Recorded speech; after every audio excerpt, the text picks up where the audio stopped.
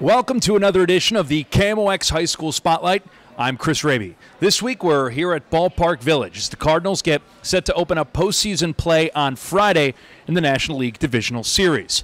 Over the past few weeks, our high school spotlights have taken us all over the community as we've profiled teams, coaches, and players that are worthy of the spotlight. Today, it's a high school spotlight with a Cardinals and Ballpark Village twist, as we tell you the story of a young high school student that has made his connection to the Cardinals in a way that will last forever. So that's what I wanted to do with my senior thesis at Priory, is create something else that, everybody could come closer with. And I think, hopefully that people will be able to enjoy this. It's a project that Connor Wright worked on for 3 days inside Ballpark Village and another 150 hours at home. Just standard high school hobbies, right? Of course, yeah.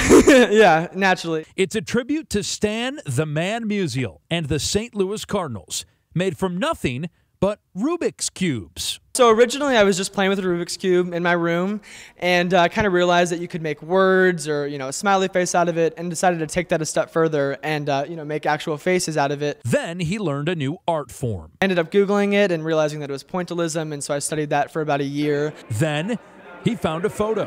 And I actually zoomed into every single pixel one by one and then changed it to either white, yellow, orange, red, or blue. And I did that 54,000 times. But he still didn't have a place to showcase it. Luckily, he was able to reach out to the daughter of the president of the St. Louis Cardinals.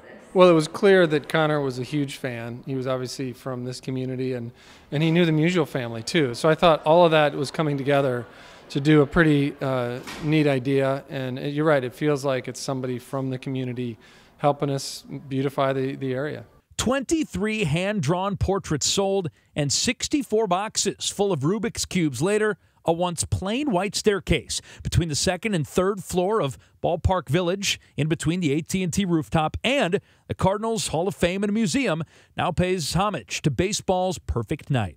And the mural's first visitors, Musial's family, including his daughter, Jean Edmonds.